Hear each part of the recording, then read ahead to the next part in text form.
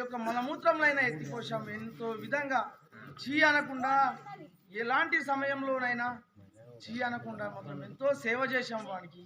అలాంటిది కన్న పాపానికి ఈ వృద్ధాప్యంలో మాత్రం మేము వానికి పరమైపోయాము.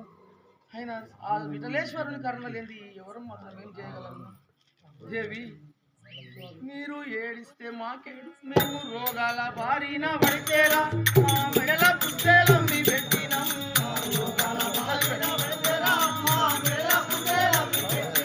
మీరు రోగాల బారిన పడితేలా మా మెడల పుస్తేలం మీ పెట్టినాం.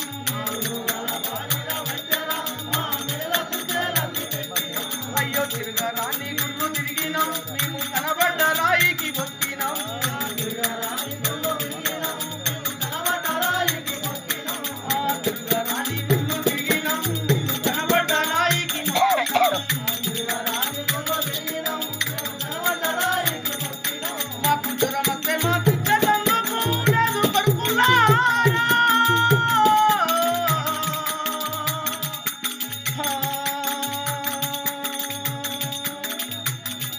మాకు సావె కూడా కదని చూసి మా తనయులారా.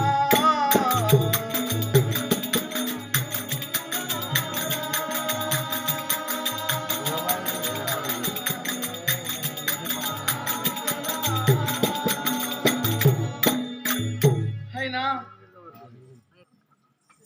వానికి మాత్రం ఏ కాలమైనా జ్వరం వచ్చినా కానీ ఏమి లేకుండా మెడల పుస్తకాలని మాత్రం మేము చూపించిన రోజులు ఉన్నాయి.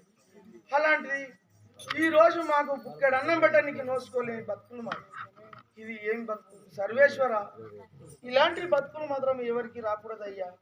కనీసం ఏ రోజైనా జ్వరం వచ్చి పండుకున్నా కూడా ఒక గోలైనా తీసుకొచ్చి ఇచ్చే నాదుడు లేని బతుకు మాది.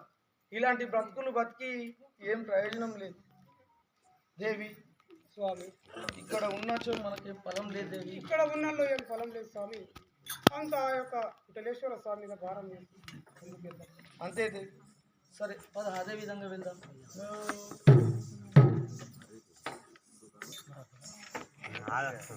ఇద్దరు